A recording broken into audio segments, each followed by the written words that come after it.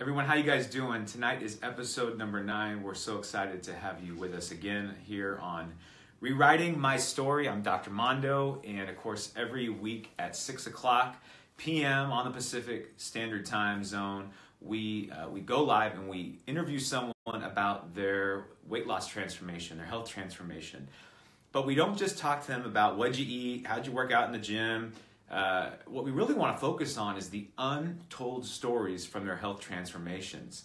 So what are the untold stories? Well, it's the stuff that we don't talk about. And what don't we talk about? We typically don't talk about the emotional side of the journey, what it's like to go from being overweight in a weight-shaming society to being small all of a sudden. What it's like to be in relationships with people that all of a sudden go through these rapid transformations because you're all of a sudden not making the same lifestyle choices. What it's like to get attention from the opposite sex. We don't talk about that a lot. So there's so many things we don't talk about, and that's just the tip of the iceberg. The issues go so much deeper. And often what I find is that because I've gone through this myself, a weight loss transformation, not one but numerous times, that because it's often not talked about, we have private conversations about this stuff. We talk about this in therapy sessions. We talk about this behind closed doors, in private text message threads that we really hope never get leaked or screenshotted, I guess. Anyway, the point is that we don't talk about it like this, vulnerably on Facebook Live with lots of people listening, following in. You don't get a chance to know that other people have this experience. So what ends up happening is you think you're all alone. And that's one of the biggest support systems to shame. And shame is, if you've heard from me before, you'll know, I believe shame is one of the most powerful, and Brene Brown talks about one of the most powerful, devastating emotions that can keep you from being healthy. Why? Because shame keeps you isolated. So what's the key to getting out of isolation? The key to getting out of isolation is realizing that you're not all alone. Taking some compassion and doling it out where there was once shame. Story is a gateway to compassion. Because story is context. Your story is your context. Taken out of context, you seem really strange. And so do I. So does everyone. But when you know someone's backstory, you go, wow, it makes sense why you do what you do. It makes sense why I do what I do. You have to know your story to have compassion for yourself so that you can then look at changing. And so why we have this program is really to shine light on other people's stories so that you can sit there tonight struggling to go to the gym, struggling to find hope, struggling to come out of hiding, sitting there in a really, really close-knit relationship with shame.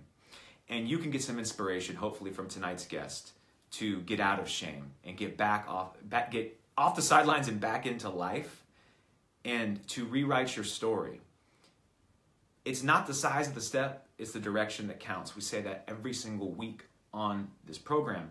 And it's because it really, honestly, guys, it doesn't matter. I don't care how far off you go. I've gained all the weight. And I really, honestly, I'm super compassionate, loving, and caring, but I don't care.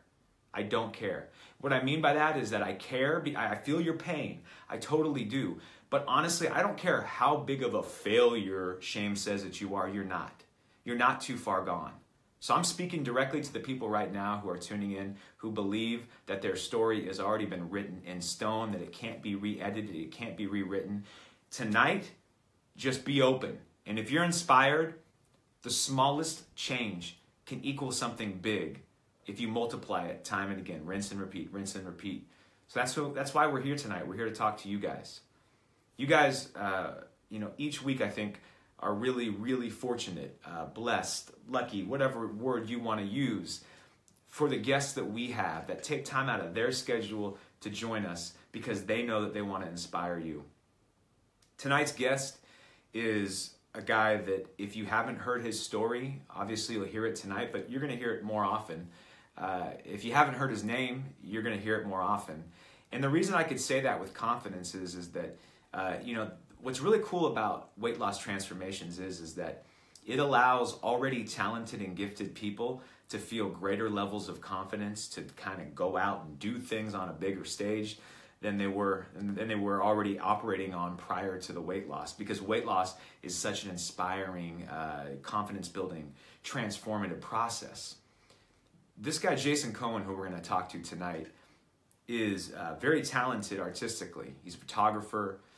He's now a director of a film that will be coming out that I'm so excited about. It's called Big Change, the film. So this guy is multi-talented. So that's why you're going to end up knowing about him, because of how amazingly talented he is. He also has a podcast where he interviews people. He has a similar heart to mine in the sense that he wants to inspire people. That's what he's doing with this documentary that's getting ready to come out. You know, as we all know, there's many amazing health documentaries. Some hit you with truth bombs and you have to kind of sit with it. And what Jason has said is that, you know, there's not enough films out there to inspire people. So that's why he's doing what he's doing with the film. And how perfect for him to come on this show tonight, where the name of the game is to inspire people. But he's going to inspire people not by telling other people's stories, which he's so good at. He won't be doing that tonight. Instead, he'll be telling his own story, and we'll get a chance to hear more about what Jason's life was like before the transformation, what it's like now, hear all the amazing stuff that he's up to. So Jason Cohen is tonight's guest on Rewriting My Story. So as we get Jason on the screen. Here's one of the most important things you could do. You could share this broadcast. You could share it right now. If you're inspired, if you know someone that might need it, share it on their wall. Share it to your timeline. Shares equal views. And the reality is that, you know, this program isn't like making money or anything. This program, though, is out there to get people inspired. So in order to inspire people, we have to get more people's eyeballs on it. And you just don't know when you share it who might be watching. I'm always blown away. So share it. If you have comments, add your comments on here right now. If you have things that are resonating with you, that you feel like Jason's telling your story, then by all means share that too. And those other emotions like the likes and use those liberty. Those are free. You're free to use as many of those as you like to.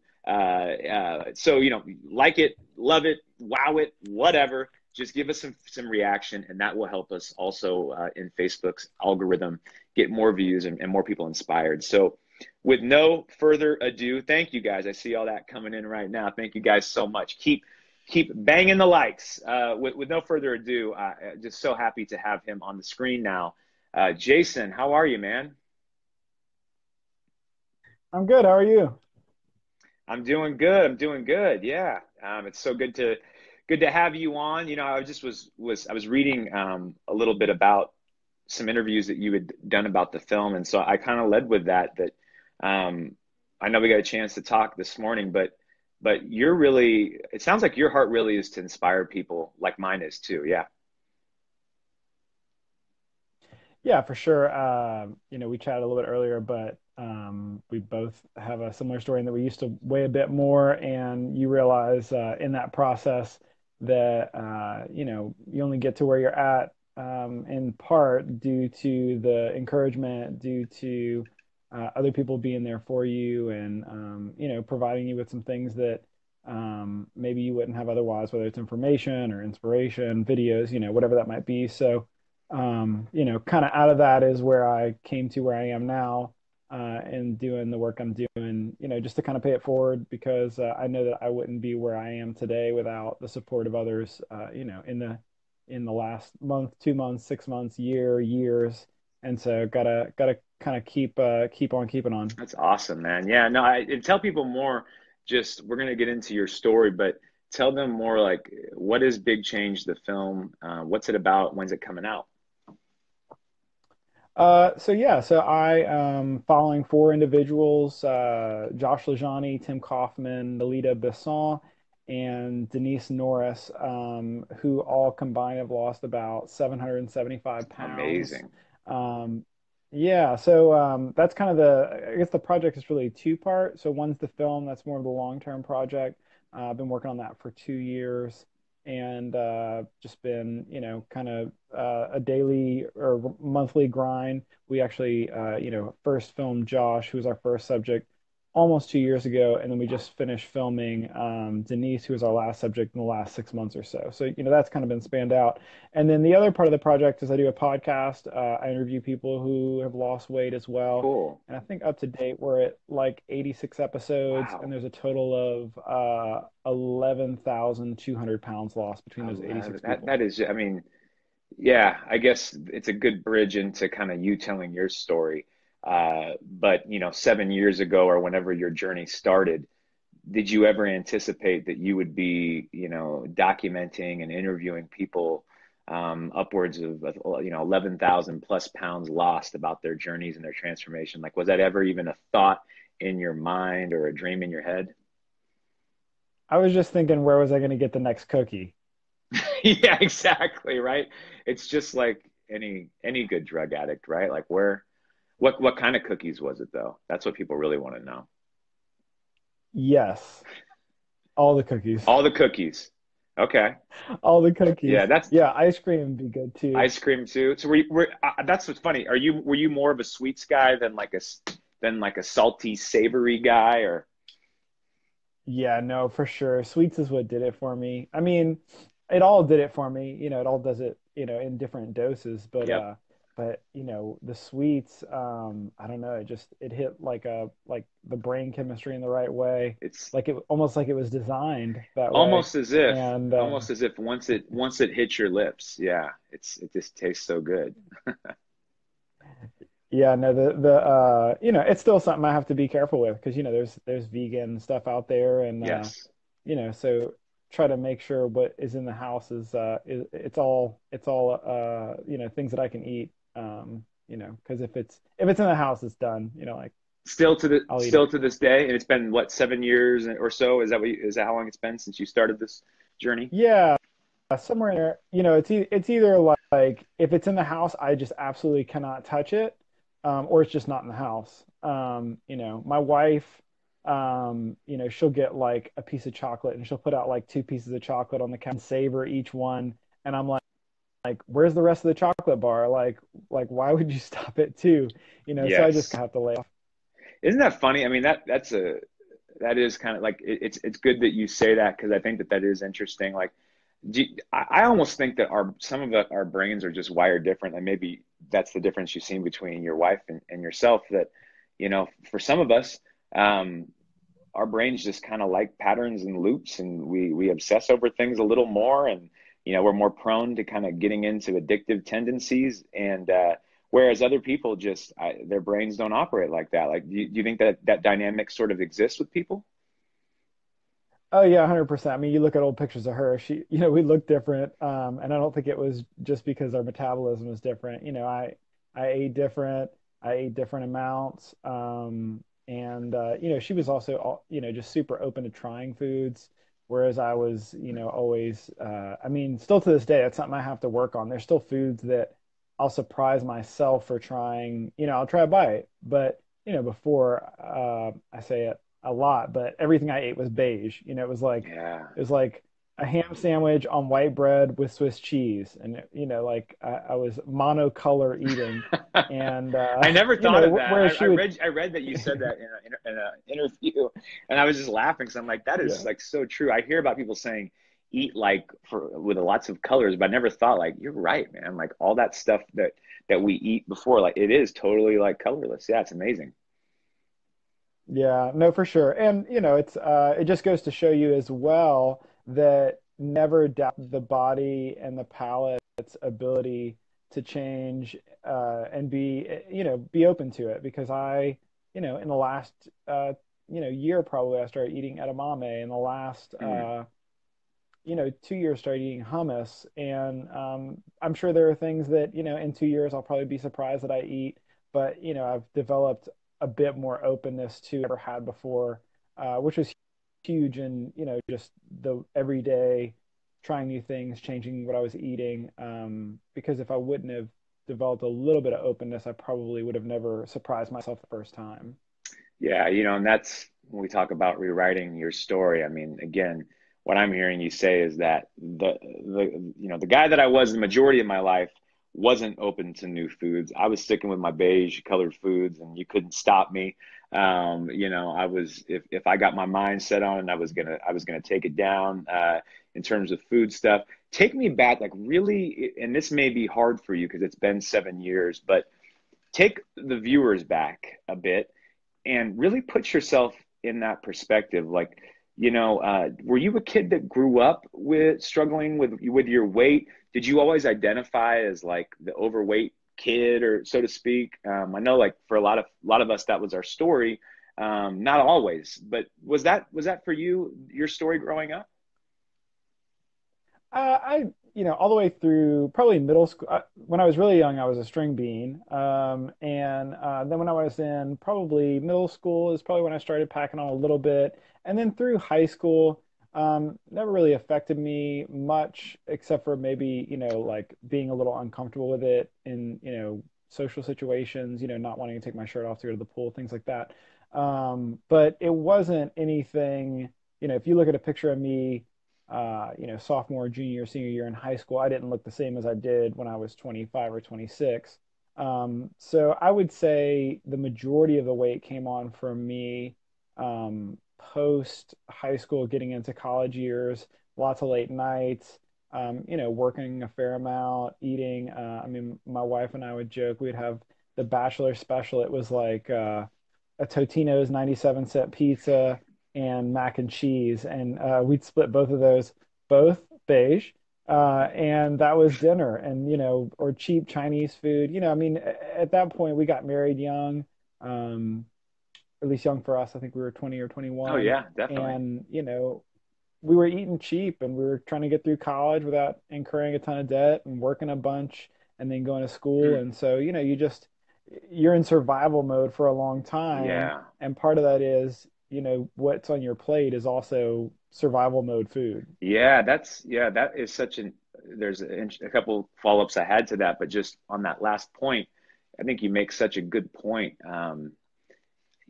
Now that we're educated on, things like plant-based on a budget and ways to do, eating healthy on a budget, we feel like that's possible. But I think for a lot of people, that knowledge is power, and they haven't gotten that knowledge yet.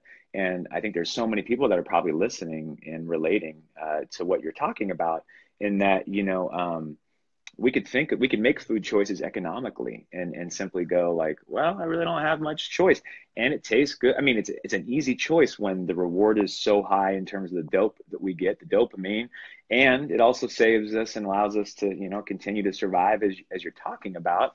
So that makes a lot of sense. So for you, though, like,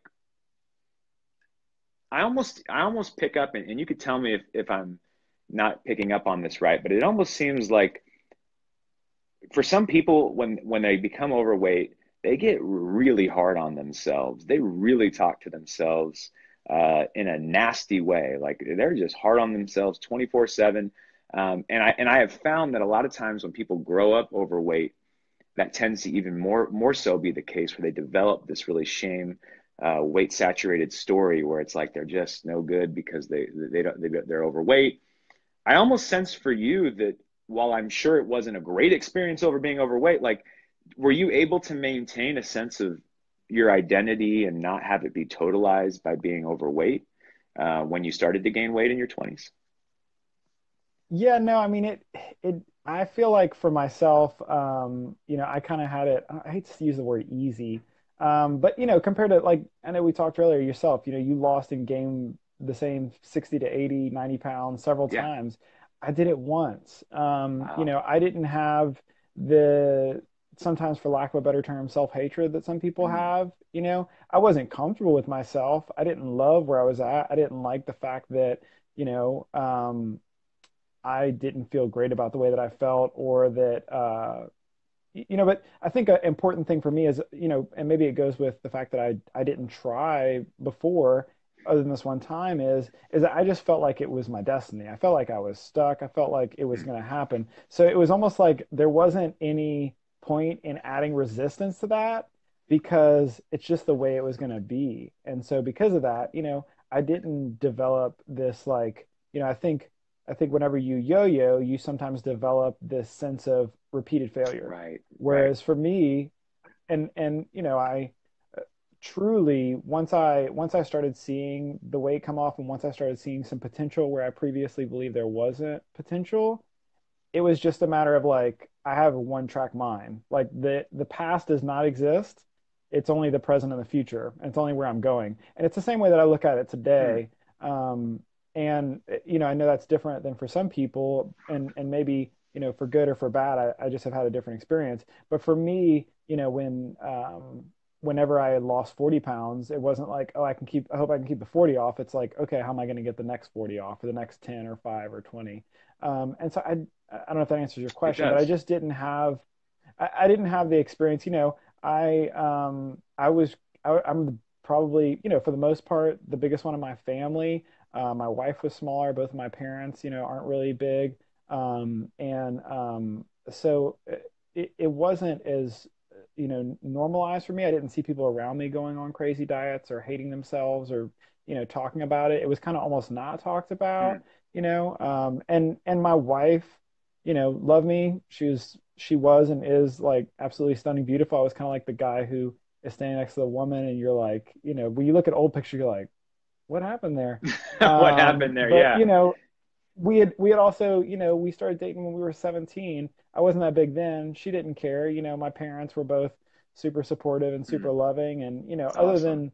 than coming from a caring place, there was nothing that ever happened that made me, develop any kind of self-loathing, self-hatred. And so for I love me, it. it was just it's a different journey than some people. Yeah, I think that's yeah, it is different.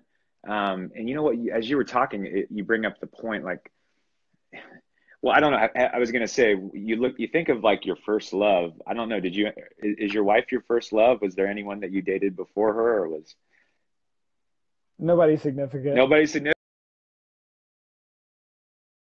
We'll just say as some people know, like the first time that you ever get your heart broken or hurt, like it's almost like that Disney level of love that you were looking for, the fairy tale and stuff kind of gets shattered, and then it becomes the cynicism starts to seep in. It's almost the same thing, I think, that happens when you start to, regain some of the weight. Um, I look like we lost Jason. Sorry. Was it something I said, Jason? Um, if so, I'm sorry. I would love to still talk. I think he's coming back. Jason, Here we go. sorry. Was it something I said? Oh yeah, sorry. I had to have a moment. Okay. Tears. No, No, no. Take your time. I apologize. no. It was. She was more or less my first love. I mean, we nobody of significance. Nobody who I had been with for any significant amount of time. I think within like 3 months, I told her I was going to marry her, and she thought Wow. I was crazy. And I did. We've been together for 17-ish years now. Wow. Wow. So again, and there's that theme of like certainty with you. Like once your mind is made up, it's kind of like made up. Yeah. Yeah, it works in my favor sometimes, other times not so Yeah, much. because I caught it both ways. Like I caught it that on one hand you had just accepted, this is my lot in life. I'm gonna be overweight. And then there was a point where that belief shifted, and you're like, I'm just gonna lose another 40 pounds. I don't know. Like that's really cool. That seems to be a strength that you can harness really well. Yeah, no, well, and I know at some point we'll talk about it, and we talked about it a little bit, but I mean that's one of the wonderful things too about the communities that are online now, Mm, and really the online community is, as I told you in the beginning, I'm not super actually social media savvy, but some of these online relationships, or one that's come from another, has developed really into now these in-person relationships, which is great because you see these other people, and you see the people who are in the film, Tim, Denise, Josh, Nalita. You see these people who are doing things, and it's like you surround yourself with people who maybe aren't doing things to make themselves better. They aren't doing things to make you believe that maybe you can do other things. And then now I have these other people around me, and it's like, oh well, like the sky's the limit. Like everything's possible. Like everything's out there available for people if they want it. And that so now it's like I'm in a different feedback loop. You're in a different feedback loop. You're in a different community that supports that feedback loop. That's a great point, right? That your support system is one that truly does allow you to not only support your preferred way of living, but also they're inspiring you, it sounds like, to kind of continue to push the limits and the barriers and things like that. I want to go back a little bit further, just for a moment, to the beginning of that. Your why, so in some ways you would argue, and I would agree, that not having gone through the yo-yo is an advantage. I would also say it's an advantage if you gained weight later in life versus when you were really young, because you're less likely to have that weight saturated identity where you view yourself only that all the good things about yourself you can't even take in because you feel so much shame about being overweight. Those are advantages, definitely. And you've also never had your heart broken, and so that's also an advantage, man. You got a lot of advantages. But what I would say, I'm a lucky man. yeah, you're a very lucky man. But I would say that there's other things too that probably, on the other side of the coin, that adversity that you go through also creates a really big why. Like when it comes time to actually make the change, you have a lot of motivation to make that change. So on the other side of the coin, I'm curious for you, 7 years ago, what was your why? What was your motivation to get healthy at that point? It wasn't to get shame off your back. It wasn't because you'd been yo-yoing forever. But what was it for you because obviously it's worked. Yeah, I kind of had a perfect storm, both super positive and then sad happened at the same time. One of my best friends, who also had worked with me, was moving away. He gave me a bicycle as a gift, which at the time, when we talked earlier, I mentioned to you, my initial thought was, why are you giving a 300-pound man a bicycle and a fixed gear at that, that basically didn't have brakes? So that happened, He really which believed in you, I guess, is what it, yeah, yeah. he saw He something in there. really did, yeah. And yeah, yeah. And then, simultaneously I had a friend who passed away way too young of Oh, heart wow. disease. He was older than me, but he also looked way better than me. And I just realized the reality of life. And whenever you're 20, you can eat Totino, you can pound Totino's pizzas at 4 a.m. and mac and cheese and Sonic Blast and all that kind of stuff. But you start getting up a little bit, and then you start to realize, like, oh, I'm looking at people who are a little older, and they look better than me, but they're way worse off. I had another friend who had a bunch of surgeries. He was just a little older than me, also looked better than me, and so it was like I was kind of looking at my potential future, and just decided, one day to hop on the scale, which I had avoided for years, Mm, and saw the number 297. mm. And it was one of those scales that had the little dial, and it was like slow motion. I just watched it, Oh, yeah, yeah. and 300 was the max. And so, and it was like almost buried. And so I just said, I can't let this happen. Like, I have to do something. And then, also simultaneously, I had a buddy who kind of challenged me to a 6-month weight loss challenge. Ironically enough, the prize was like a really nice big dinner. But he kind of came out like a hare, and I came out like a tortoise. And 6 months later, I had lost 40 pounds. Wow. And that 40 pounds was, like I kind of alluded to, the first time that I really tried anything, the first time I had given this a try. And here I was now sitting. I'd actually lost 10 before the weight loss challenge started. So I was 50 pounds down, and kind of in disbelief, because again, when you live your entire life or your adult life, thinking that you have no option, I'm going to be big, I'll probably get bigger, I'm going to have issues that come along with that. And then whenever you see that, it's like somebody took the blinders off and the fog kind of lifted. And then, during the process, this, you start losing weight, you start feeling better, you start putting better things in your body, you start feeling better. I took that bicycle that I was scared to death of, and I would ride my bike to my office. And then I fell in love with, the idea of seeing my own city that I had grown up in on a street view. Mm. And, you see those people, you see houses, whenever my favorite way to explore a place is to either run or bike through it, Mm, because you just experience a city at that speed in a different way than you ever will in a car. And so I started mm, riding my bike, and then I bought another bike, and then I may have bought another bike or another bike. And it just became this perpetual, I was having a conversation with somebody. It was like I got on the positive decision making train, and it just kept going. And then you just, like you're like, well, this is going well. Like maybe I can ride a little faster or a little further, or I feel better when I eat this, and I don't feel good when I eat this. So maybe I should cut that out. And you just one day you wake up and I'm sitting here having a conversation with you, but amazing. it's really, you alluded to it earlier. It's that one day at a time. It's like, okay, I'm going to be, you know, I'm just going to do a little better with this. And then, you kind of sit down, you have some time to evaluate, you look at old pictures, and, people come to you and say you look better.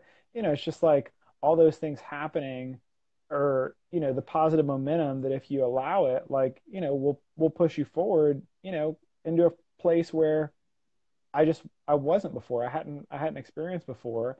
And, all of a sudden my wife and I, instead of like trying to figure out where we're going to go eat every other day or every time we go out of town or on vacation, we're like, okay, let's go try and find a place in the mountains, or let's try and, let's spend our Sunday kayaking instead of, doing, working and eating, or, spending all day trying to perfect the perfect fill in the blank recipe. And you just once you start feeling better, it's hard to stop. I mean, and then not to mention the food that I was putting in my body eventually, was giving me way more energy than I had before. So I'm kind of like bouncing off the walls, trying to figure out what to do with it. Right, right. I think it's important. There's so much beauty in everything that you shared. A couple of things I want to point out to the viewers out here, as I'm listening to Jason's story, and why I think he's really successful based on what I know from research, and just really being interested in people's stories, is that there's a lot of pragmatic thinking that he deploys, and that may be a certain bit of your personality. Would you consider yourself pragmatic? I would say practical. Okay, practical. I'll give you practical. But I guess where I'm going with practical is that there is some distance between your emotional experience. It's not that you're unemotional. It's that there's some distance between your emotion and your decision making process. And as you can hear, he's kind of taking a step back, and he's really taking it just kind of one step at a time. I mean, I want to remind you guys, and in fact, I'll pull up a picture here, unless you have one like right next to you that you could show. If you have any before and after pictures that you could show on a screen, Uh, I can grab. Nothing. I can grab one of you. Oh, you know what? Hold on. I got one that I look at all the There you time. go. Sorry if you're having Pull a. it up. But I want to point, The, I want him to pull this up, because I want to point out to you that you could hear his story, and you could hear that like it's momentum and it led to this, but it was one decision that led to another decision that led to another thing. And there was a guy that once looked like this. so that was it. That was like, going to wine country and eating all the cheese and all of the, bread and wine, obviously, I could get. And then this is now with my wife on the bike. Wow. Looks a little better. Yeah, my gosh. What's it like for you to look at that before picture? I mean, I know like when I look at that, I'm like, man, those are two different people. Like, and some are drastic. Yours was a pretty drastic transformation in terms of like what it looks like in who you are now versus then in terms of the appearance. Is it shocking for you to look at that guy, or do you look at that the same way, kind of practically, and go, that was just me, but me in an unhealthier state of my life, or Yeah, I don't, I mean, I don't, I was never super unhappy. I was never, I mean, you see some people's before pictures, and they look like, in every picture they look like they were strung out, and they've got, the look of death. For the most part, I was smiling. Like I was always a happy guy. But I think when I look back in that, I remember how tired I was all the time. I remember how, how much confidence I probably lacked in some areas.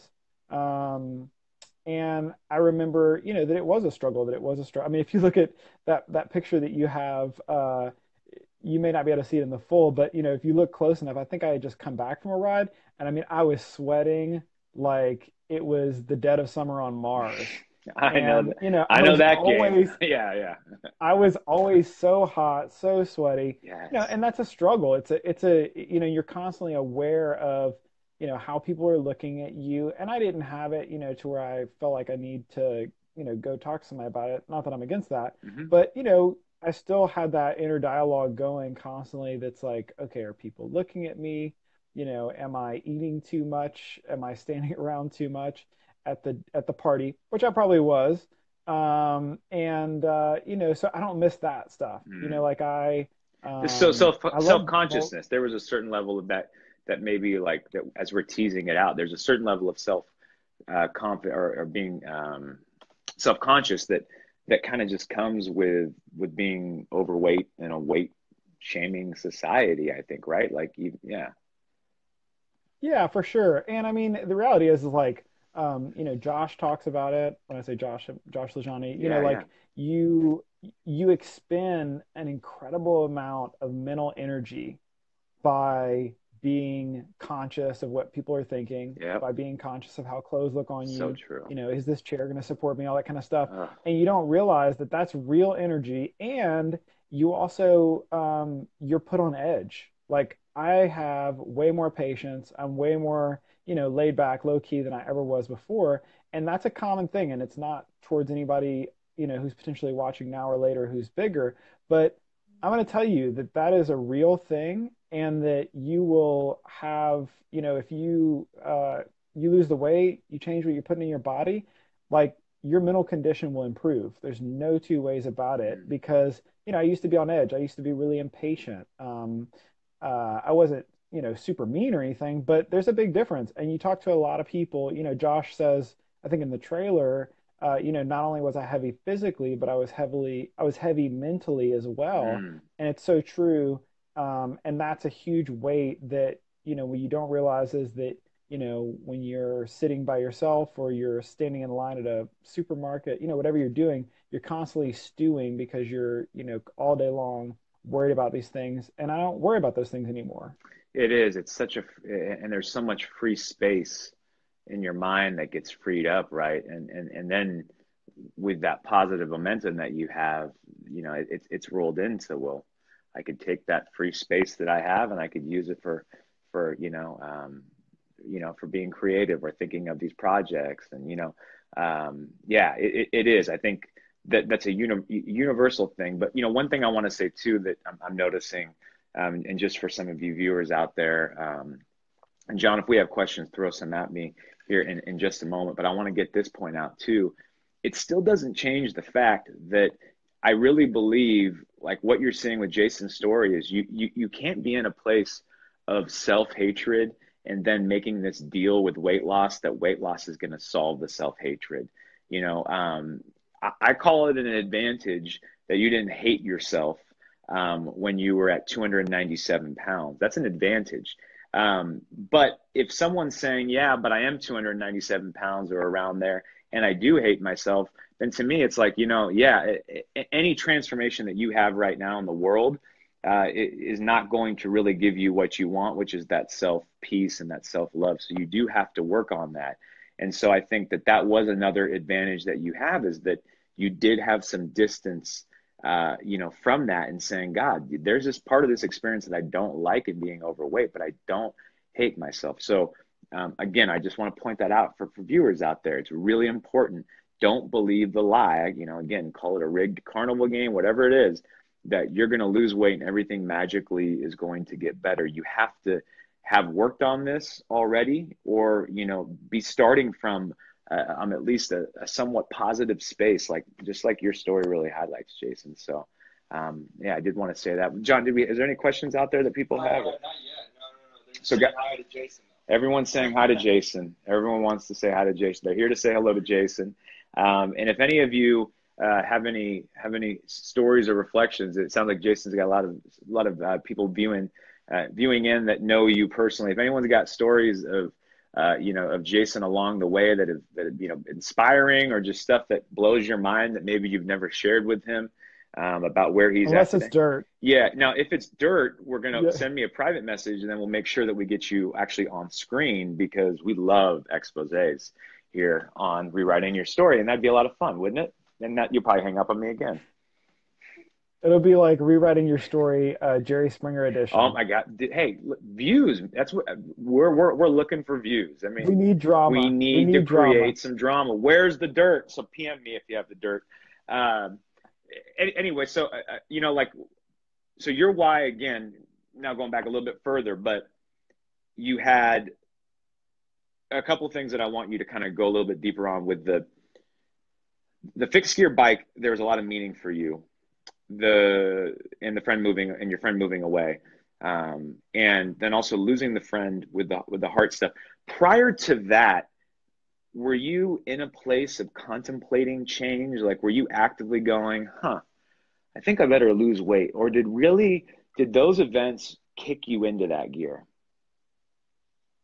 Yeah, no, I mean, there was never, when I say that I never tried, it wasn't because I had thought about it and given up before I even made the effort. It was really just, it's, I don't know how to say it other than like, you get in a car and you start driving on the highway and, all of a sudden you're in West Texas and you haven't thought to think, why am I in West Texas? You just, you're in the car and, I didn't have anything that was giving me a reason to, I didn't have any medical conditions like a lot of the people that I'm sure you talk to and I talk to.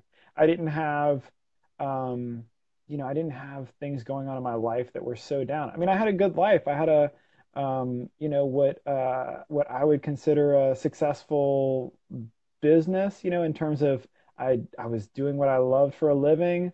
I had a great family, I had a beautiful wife. I have dogs and all those other kind of things. And so I didn't have a reason to do anything differently. Now, I would hope that at some point, if something would have been interjected, that like if I would have gotten a bad doctor visit or a bad some bad news from the doctor, that I would have done something about it. But why those things happen the way they do, and when they happen the way they do, is something that fascinates me. That I wish Yeah, that I could put in a magic jar for other people me that I too. care about too. But the reality is it just happened the way it happened, and really prior to that, I had not given as much thought to it as we've been on this call, to be Wow, honest. wow.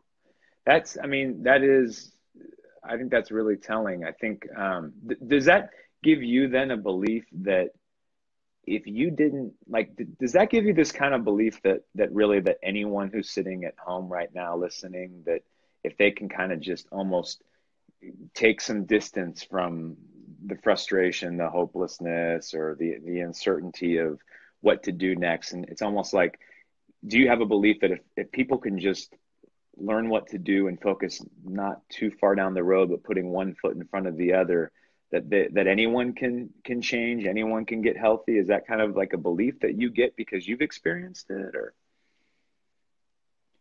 Yeah, I mean, number one, I've had the, incredible fortune to meet so many people who've done it, that, it's hard not to look at all of them and in response say like, hey, look, anybody can do this. And, no, there's no one special that I've talked to. And, the only difference between myself and the next person out there is we had a different starting date, and Mm, that's it.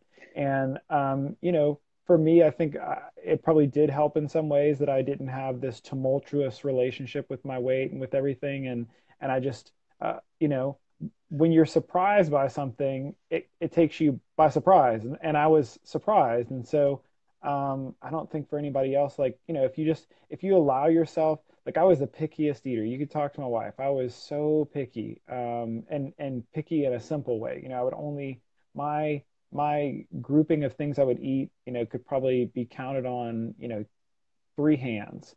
And if I can go from that to basically eating most things, like I'm no different than anybody else. And so, if it's out there for me, it's out there for other people. And, we talked about it earlier on the phone. I think you do really just have to take it one day at a time. You can't look at it as this huge mountain, this huge elephant. You just have to say like, okay, I'm gonna trust the process. Other Mhm. people have done it. We've got plenty of people to show for that.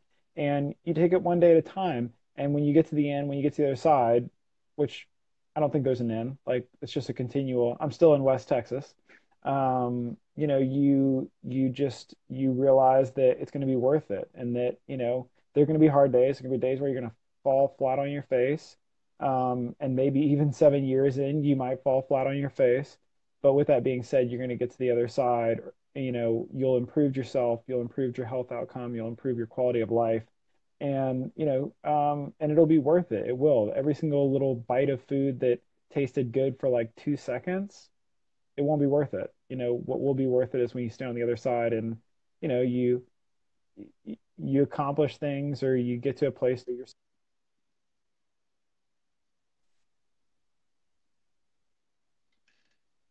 I don't think I answered anything you asked. Oh, well, it just cut out at the end. So I think no, you did, and then you cut out right at the end. I missed what you just said at the end. But no, I just was kind of like trailing off in my head with the thought at the end that I wanted to just to share with you and share with the viewers again as I just reflect on this. Your story is really good for people to hear. It's good for me to hear.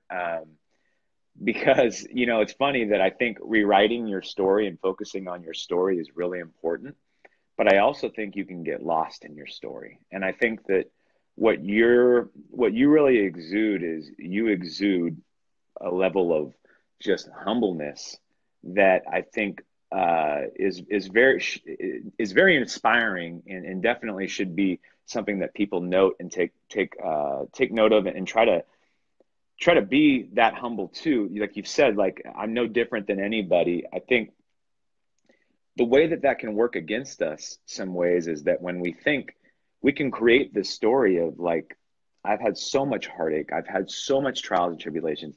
You don't get it. My metabolism really is so bad. And I'm not taken away. I mean, again, I've been there, I've said these things, right? But you can get so lost in your story that you then believe that you're a unique case. You're a case study, and you're destined to not make it.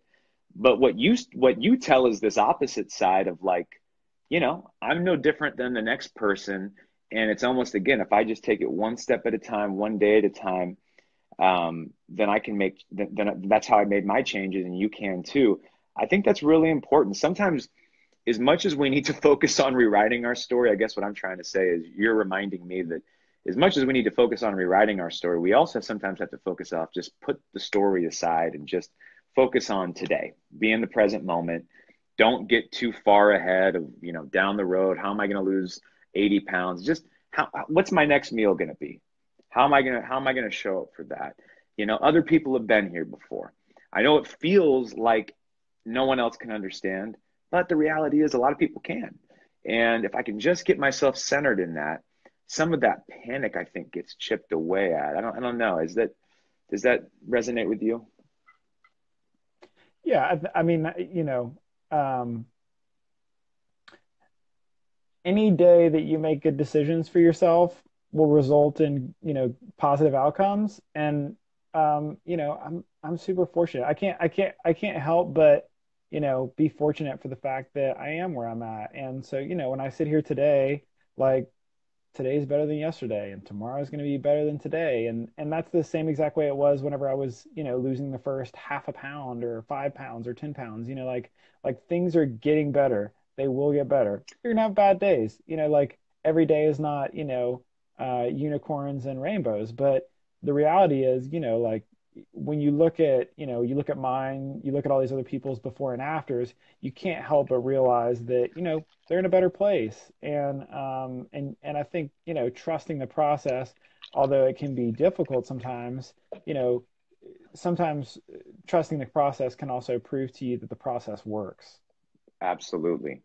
And, just pulling back, yeah, like you said, and just trust the process, focus on that.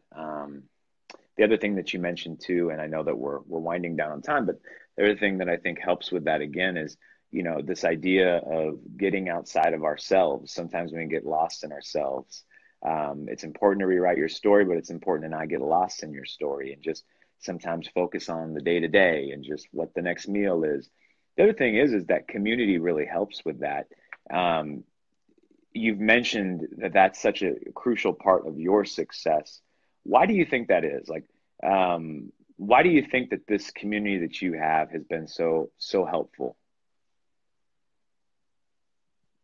Um, I mean, it probably would be hard to put into words or describe that in an adequate way that would be representative of it. But, I mean, um, we talked earlier and I told you, I just kind of wake up and this is the way I eat now. This is the way I live now. So um, that isn't as much it, but, having this network of people that are also, kind of outliers, kind of weird, which is unfortunate, because it shouldn't be weird that people can make drastic changes in their life and have and lose a ton of weight and feel healthy and go out and do stuff. But sometimes you can feel like, I'll be super honest, like I'm a little bit of a stranger in my own, neighborhood, town, state, whatever. And so it's super helpful just to have those people. Not that I call on crying for something happened or whatever, but that it feels like people are always at a arm's length, and then we do cool stuff together. I mean, we talked about it earlier. I will invite you and anybody else. 2 years ago, did a half marathon kind of on a whim, and last year we did that same marathon with about 15 or 20 people in Leadville, Colorado. And then, this coming year, we'll probably have 40 or 50 people who are all coming. And so, we had a big group that went and did the Louisiana Marathon, that they graciously gave us the opportunity to get a bunch of guys in. A bunch of guys flew in for that, and then a bunch of local guys.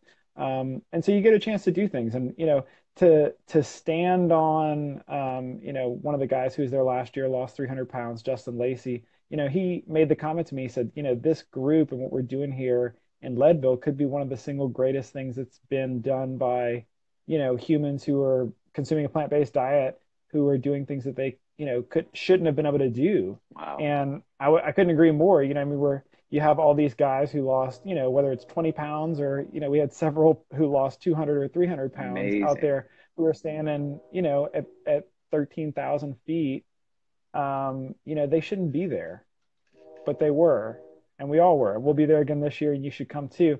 I And want to come. Yeah, so yeah, I totally want to it, come. it it means it means the world to me, not because you know I got a medal or because I liked or didn't like my finish time. I don't care about that stuff, but more so that we're able to kind of like come together, encourage each other, push each other to better things, to greatness, and we're doing that every day. And it's become a wonderful thing.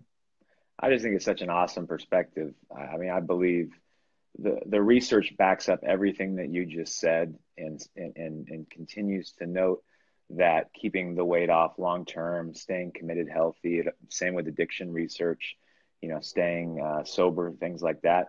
Community is 100% vital, but it's not just having a community. That's really important, and that can get you through it. But if you have a community that speaks the language, they know the experience. I just think it's so cool that you have not just people but guys, and that's something that I've interviewed a handful of guys on this show, but there's not a lot of guys that have community around weight loss, and so it's really, I think, a unique and really cool thing. Like, how did that form? Who was it? Was it Josh that got that started, or who, or did you, or who started that? I'll try and not make the story too long, but I got connected through Josh. Actually, a friend told me, hey, there's this guy down on the bayou who eats the way you eat and runs, and I was like, well, there aren't that many guys down here, and so I reached out to Josh, pitched the idea of doing the film, and eventually, after several months of persistence, he allowed me to come in and film him, and so that's where that relationship started. And then he's always had like a contingent of runners and running group down in the Thibodaux Homa area. They were always active, and some guys he knew before, some guys who are still bigger. And so all these a lot of these things just kind of happen simultaneously in a way that you couldn't necessarily predict. And then, I got connected with Tim, filmed him. And then really the podcast side of things developed out of, I realized that there were so many incredible stories to be told, but I didn't have the time or the budget to get to all of them. So how can I kind of harness Love that. some of this information out there and, get it out there in a way that's, sustainable for me from a time management and finances part, kind of standpoint. Because, and I totally respect it. But, early on, somebody told me, you're basically looking for unicorns out there. And, I'm trying to populate the unicorns. And so, I probably, have maybe opinion that some people, I know the research maybe shows different, but the reality is like, I think that we can change the numbers out there, and I think we can change the health outcomes of people by getting people stories. Because if you look to the news, or you look to Facebook, or you look to some of these other places, not saying on this, but in general, Sure. you don't see great news, you don't see great information, you don't see story, you don't just walk around wanting to click your heels in the air. And so, but the reality is these people are out here and they're doing amazing things. And for some people, doing an amazing thing is taking a walk around the block for the first time, or literally walking in place in front of their television. And for some people, that's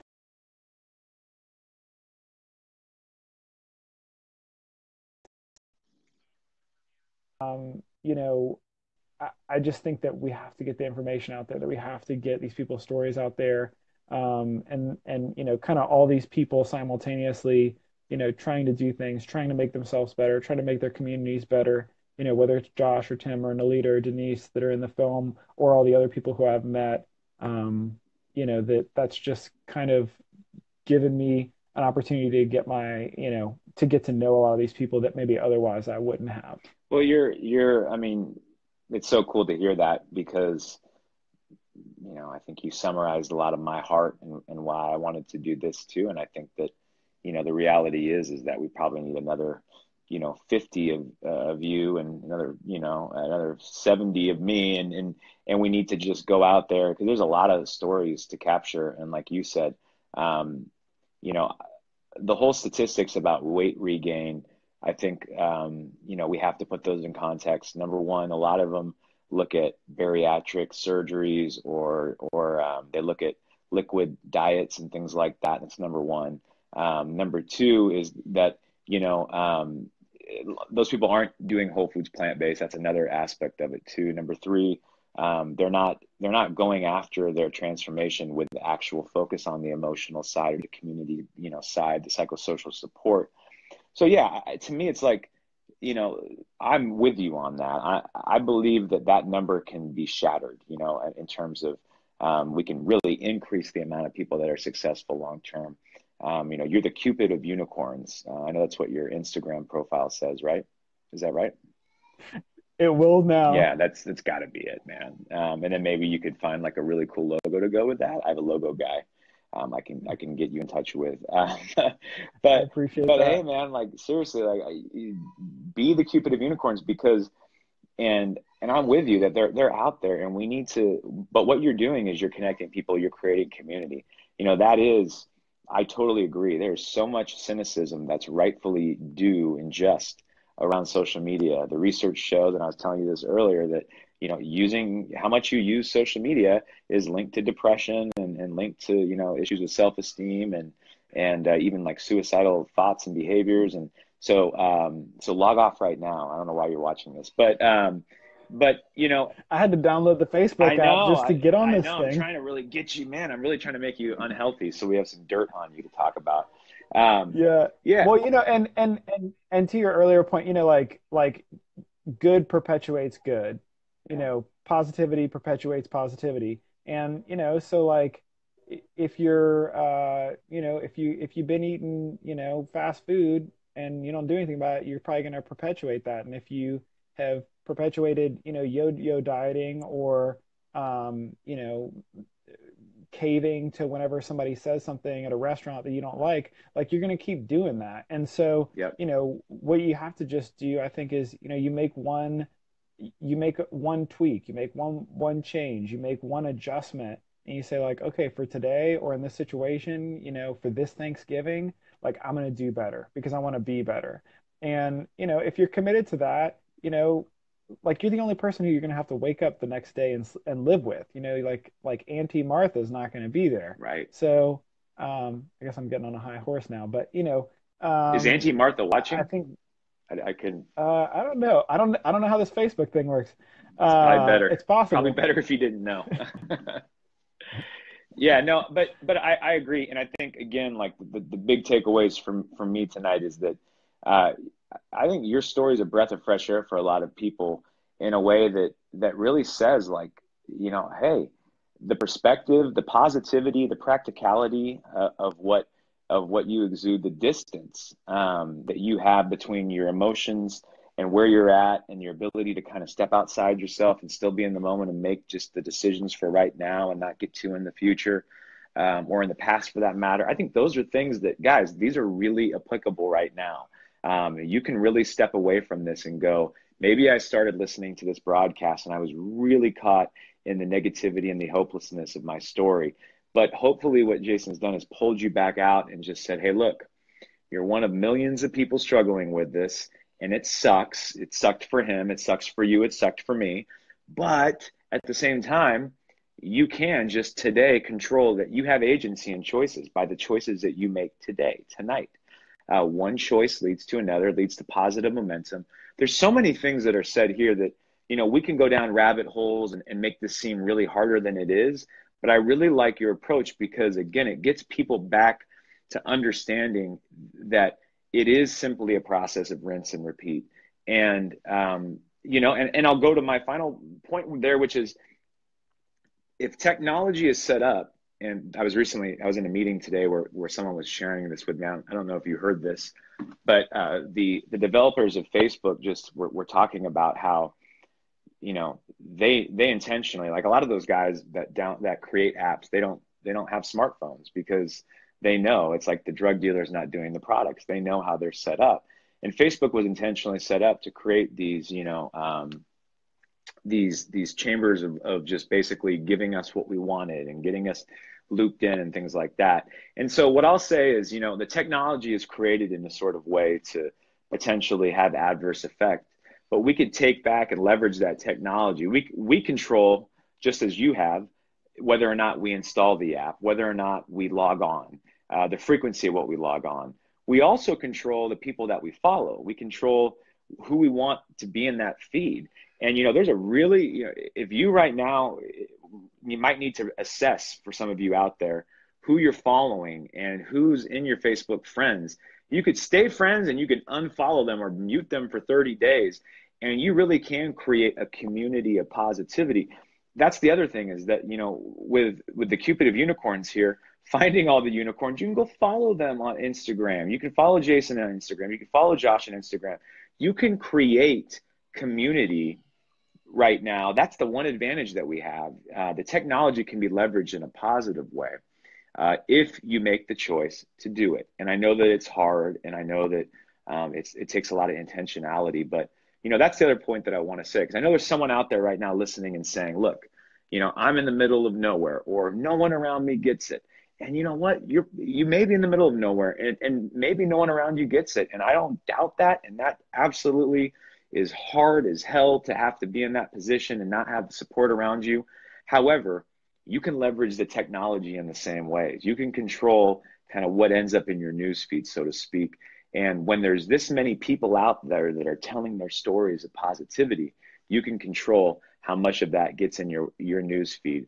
That's something that I could tell you, that's been my experience. I've been 6 months into this plant-based journey, and, I think 2 months in, my entire Facebook and Instagram feed changed. You were one of the guys that I put in there when I heard about your film. It was like, so what do you see? You see people running, you see people making healthy choices, you see people loving food and feeling good and feeling energized and loving life, and that rubs off. So there's a way to leverage it. I couldn't agree more. Yeah, I get fired up, man.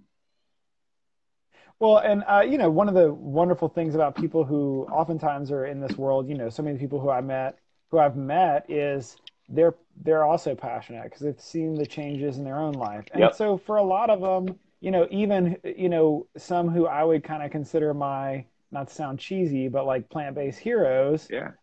in a lot of ways, some of those kind of plant-based heroes that I've met that, you like quote unquote hear about, Who are are super accessible, yeah, and speak to that. Like who are your plant-based heroes?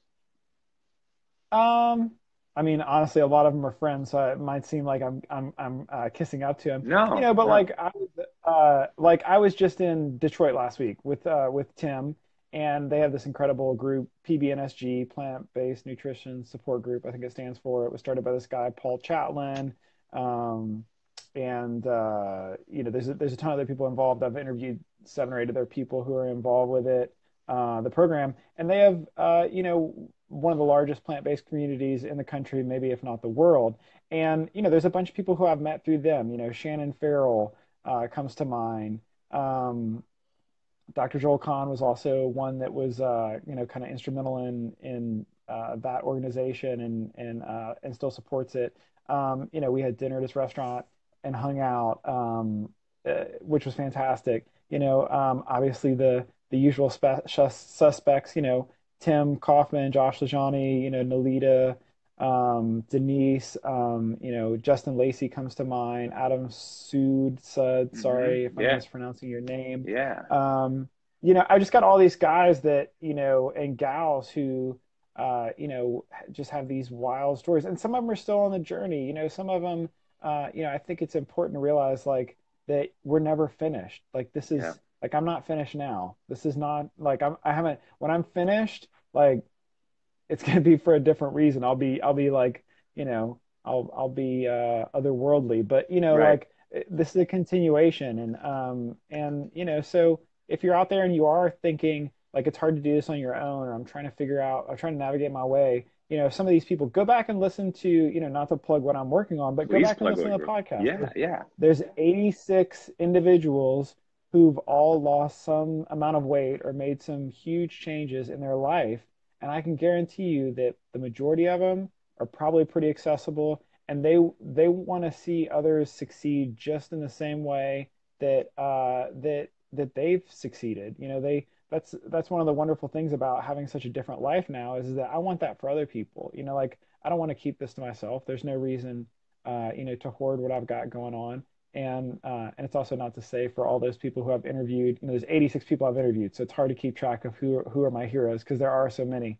But a lot of those people have just done amazing things. Whether it's again just getting off the couch. Shannon Farrell, who I mentioned, got to spend a bunch of time with her in Detroit. She was in a wheelchair and had lupus and POTS, and she had all these crazy things, and she's got crazy energy now. You look at, I mentioned Justin Lacey. He was 500 pounds, and could hardly walk. Had extreme swelling and fluids coming out of his body, out of his pores and things like that. He just jumped out of an airplane and then ran a 50K a couple weeks ago. I mean, these people have done unbelievable things when you compare what their starting point was or where they were. And it's not to say it's just about the physical feats, because it's easy to look at those and point to somebody standing at the top of a mountain. For some people, it's getting out of a wheelchair. For some people, it's not breaking a chair or not feeling uncomfortable with their own body, or having intimacy with their wife, or Yes. being Yes. okay being in a room with with people and not feeling like everybody's staring at them or constantly pulling at their clothes to try and get it to fit differently. And Mm. so all those people are my heroes for very different reasons, and the physical things aren't necessarily the ones that stick out the most. That is so awesome. And please do plug. How can people get access to those podcasts? iTunes. Yeah, anywhere you get your podcast, just search for Big Change the Film podcast. Also, I do pretty much all my interviews video as well, and so Cool. you can go to the YouTube page and you can actually see what these people look like. For some Awesome. people, it's just a better way to consume that. I have a website, bigchangethefilm.com. Awesome. where you can see the latest trailer, which should be going out very, very soon. I showed it for the first time last week. Oh, And then very I cool. also sell t-shirts, and 100% of t-shirt sales goes towards the production of the film. I don't keep any of that. And so yeah, so that's what I'm up to. That's awesome. When do you anticipate? I know with when you're raising money and stuff like that, um, and like the deadlines or the dates of release can kind of get pushed back and stuff. But do you have a general sense of when you think the film might be available and how it will be available, or is that hard to tell? The golden standard, of course, for me would be Netflix. That's the goal. As far as timeline, now that it took us a little while to film our fourth subject, just for logistically for it to work out. I have a buddy who, I kind of allowed me to use him for the last 2 years to film most of the film. He's the guy who's actually holding the camera for 99% of it, Jamie Aurelian, and so he logistically it just took a while for us to be able to be, with Denise for his work, for my work, etc. And so now we're just in post production. Now we're just editing. Um, you know, uh, Going back to the idea of trusting the process. I'd never really done anything longer than 15 minutes. So I have a lot of experience, in the 1 minute, 2 minute, 3 minute, 5 minute, 15 minute, 30-second edits. But when you start talking about, over an hour with 4 or 5 people's stories to kind of work in, it just gets Yeah, to be something different. So totally intricate. I'm I'm I'm trusting the process now, and I'm learning as I go. And so I would love to think that I'll have some pretty major progress done by the end of this year. So I just kind of have to see how things go from here, because this is really the unknown. It's really fun when you're hanging out with people and they're cooking for you and you're filming, and that kind of flies by, and then you're like, oh wait, like now I gotta figure out where the story is and all this. Right, right. And how to weave Um, it and tell it and edit it. Yeah, yeah. I mean, so it's tedious, but that's where I'm at now. that's awesome though. But I'm so people, if they want to make sure they can follow your Facebook page, they can follow you on Instagram, they can follow your podcast, subscribe to your YouTube. Those are all things you should definitely do, because I'm sure that once it's time to go watch the film and you know where it'll be, that you'll have announcements everywhere for that, right? Yeah, absolutely. And I have an email list as well you can sign up for. I Awesome. actually haven't sent out a single email on that email list. But if people want to be able to know when things are getting closer, and again, probably in the next week or so, I'll be releasing what should be hopefully the final teaser slash trailer extended So preview for the film, exciting. which kind of gives you an idea for everybody's stories. The one that's on the website now is only with the first three folks, whereas the new one will be with all four. Ah, yeah, I can't wait to see it, and I'm really hoping and pulling that Netflix, like you said, that it ends up on there, just because it makes things more accessible. Regardless, I know that just with your vision for this, it's going to be awesome wherever it ends up. Yeah, we got to stay in touch, and when you come out, like we were talking about, if you do make it out to Tahoe, let me know, because you'll be super close. Um, I would love it. And I'll see you in Leadville. I know, man. So can you talk to my wife real quick when we get off? I'll give you. Yeah, Okay. put her on the line. Okay. I'll do it. She can come too with the two new That's it. kids. That's what, And she's making, like, she almost makes it seem like it'd be hard or something. I don't know. But I know. yeah. Well, But there'll be time. We'll have time to figure all this out. But I definitely want to get together. I definitely want to run with you. And yeah, I want to stay up on what you got going on, just because I know that, you know, yeah, I know that we have similar passions and desires to enact change in similar ways. And yeah, just I want to stay in touch. awesome. Yeah, I look forward to seeing where things go for you. And there can be no shortage of people out there doing it, and getting the message out there. And Yes. the reality is that I was one of those people out there who thought that um, I was stuck and it was my destiny, and if I wouldn't have had something happen in my life otherwise, I'd be sitting on the couch in there right now, probably eating some ice cream Hmm. and watching television. And so if it's out there for me, that's out there for anybody. I love it. Yep. We I'll be all, shooting unicorns. yep, you're shooting them, man. That logo, if we can make it into like an interactive logo too, I can't, I'm thinking yeah. I'll invest in a unicorn suit. Okay. Not using t-shirt money. It'll be self-funded, I Yeah, it has to promise. be I don't want to self-funded. confuse people. Yeah, make sure that your accountant knows that there's a difference between the unicorn funds and that stream and this stream. Yeah. But that would be cool. You could maybe even run in that in Leadville in your unicorn, and I, you could be shooting at the. There's a lot of development we have here. yeah, absolutely. Maybe I'll put an oxygen tank inside of the unicorn body for Leadville. I love that. I love that. And go Facebook Live with a GoPro. Do the whole thing. It'd be great. Yes. And stream it. That I mean, right before the release. That's yeah. These are see. So the Cupid of unicorns, Jason Cohen. Make sure you Tim calls me also the fat person whisperer. I'll just put that out there. fat person whisperer.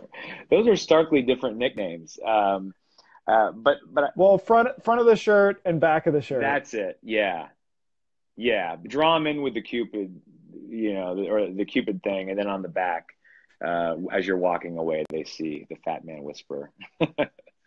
Exactly. It's awesome, man. It's been a lot of fun talking to you. Let's definitely stay in touch, and I'm gonna make sure that we put all the links down below for people to stay in touch with you. And I want to thank everyone for tuning in tonight. John, any major questions that we got for Jason before we let him go? Let's see, there was one. Thayer Darla says, what type of bike do you ride? I'm a newbie and wanting to get one. Okay, so what kind of bike do you recommend for someone that's looking to start off riding a bike? Do you recommend fixed gear, or would you go a different direction? No, not in the least bit. Yeah. I would say something you're comfortable on initially. Something like a hybrid is good. Maybe something also, although it doesn't look like it now, but something with like kind of a comfy seat Yeah. too. Yeah. Get into a bike and get into a situation where it's going to encourage you to do it, where you're going to want to do it rather than not. If you first off, I guess it's also uncommon for me. It could have been really easy for me to get the fixed gear and not go any further. But get something that you're going to enjoy. Get something that you're going to enjoy. Riding in your neighborhood. If maybe your town has a bicycle trail that you can bring it to.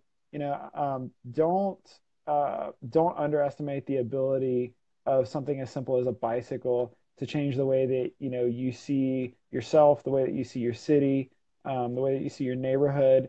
And the other thing is that, and not to get on a bike tangent, but I am hard pressed to find a single bike ride I've ever gone on, no matter how short, no matter how slow, ever been on that I didn't get off with a big smile on my face. That's so And good. so, get something that you're comfortable on. Hybrids are great, which it's basically a kind of a city bike. Oftentimes they'll have a front shock, so it's real comfy and it's more of an upright riding position. Don't think that you have to go straight for the racer bike Yeah.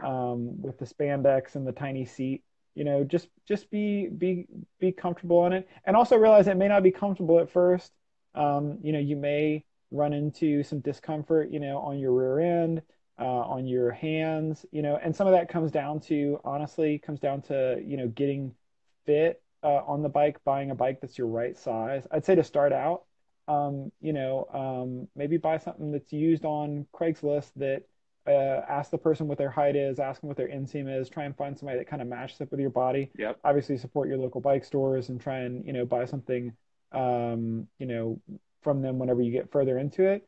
But, get something that you're going to enjoy. Sometimes I see people who, will drop hundreds or thousands of dollars on a bike, on their first bike, and then they don't like it because their butt gets sore and their hands are sore, and you kind of just get in. It's like putting a 9-year-old in a racing car on a racetrack. Just it doesn't end well.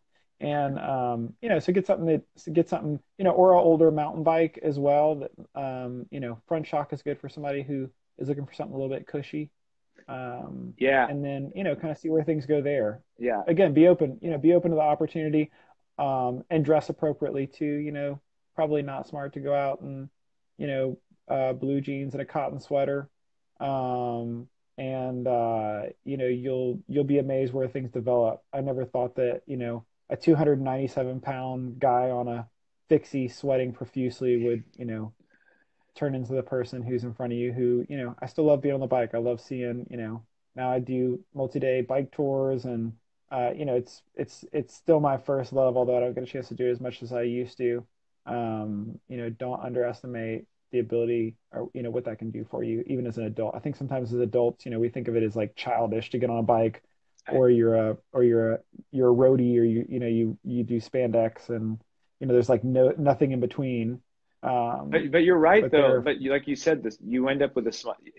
I love saying like it is childish. Like I got rid of my car like 5 months ago, and I'm lucky enough. I ride my bike or I walk everywhere, and I love it because when I'm on my bike, I feel like a kid again. Like I think that we should be looking for opportunities to be a kid again. Like running similarly too, like just going out and being out there. But yeah, like I think there's nothing wrong with that. I think that everything that you mentioned, it breaks your day up. We're starved for time to just be in the moment. And like you said, you could live in a city and you could never actually check it out and experience it and see it from different vantage points until you get on a bike, or until you go for that run. So I'm totally with you. And when I did too, my thing was I went hybrid, and I knew someone that owned a bike shop, and they said, if you're looking for like something to type in Craigslist or even Facebook Marketplace, Specialized Cirrus is a good basic hybrid that you can start off with, and you can find those for 150 to $300 somewhere in that range. And yeah, go get excited about that, and then you can work your way up to the next big bike purchase. But as you said, the bikes sometimes can be good for people too if you're still overweight. Like if I would have started trying to run right initially, like it wouldn't have ended well either. Right. So I think for people who are too in that place, you're not exerting nearly as much energy as you might on a run. You're also you just back off your effort. You're not sweating as much. You're not as uncomfortable. And so I think it's a great entryway into movement, whether or not you consider it exercise or not, just the idea of like, clearing your mind. I mean, it's like free therapy. Like, you it is. hop off the bike and you have some clarity, you feel accomplished, you feel proud of yourself that you just rode a distance that previously you would have thought, you would never do. You get in your car to go across the parking lot, and now you're riding, a mile or 2 or 10 or 20 or 30 or 50 or 100, it's a sense of accomplishment. And so, it's another thing on that positive train. Love it.